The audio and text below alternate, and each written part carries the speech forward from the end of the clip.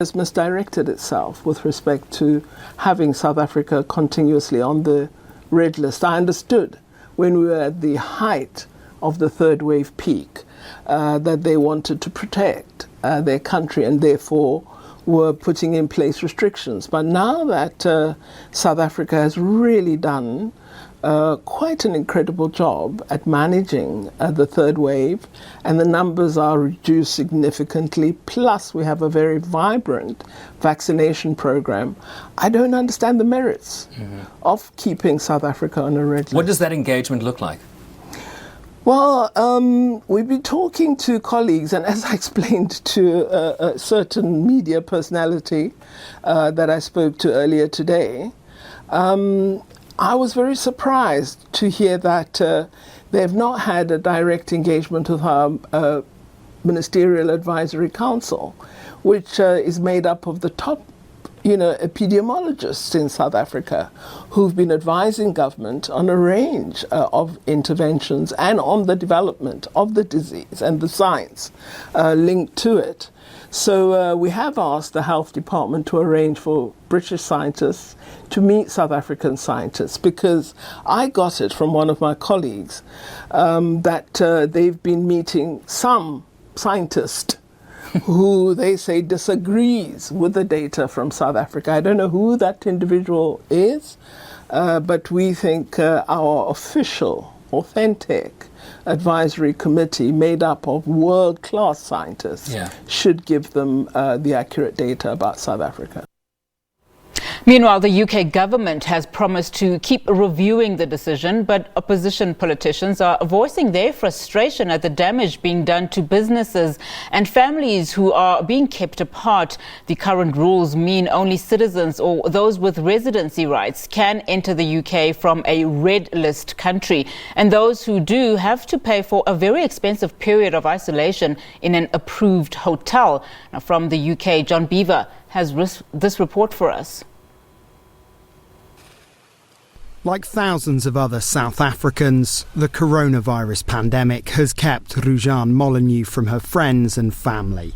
Almost 4 years ago, she swapped Cape Town for a life in southwest England.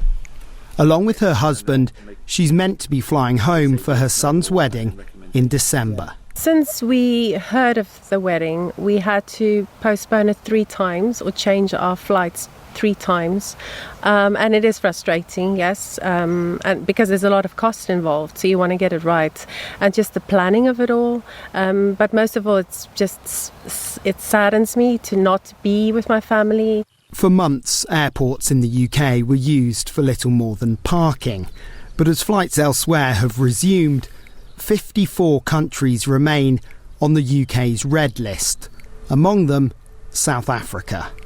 A lack of transparency around the decision-making process by a body called the Joint Biosecurity Centre has been criticised by some politicians. We can't find any information. They're not writing back to us. They just seem to be a bit Wizard of Oz about it. Well, I can look. They don't come under my actual remit. They're a Department of Health body. But I will very happily, on behalf of the committee, write to them and say that, in my view at least, they certainly should share that information with a committee of Parliament.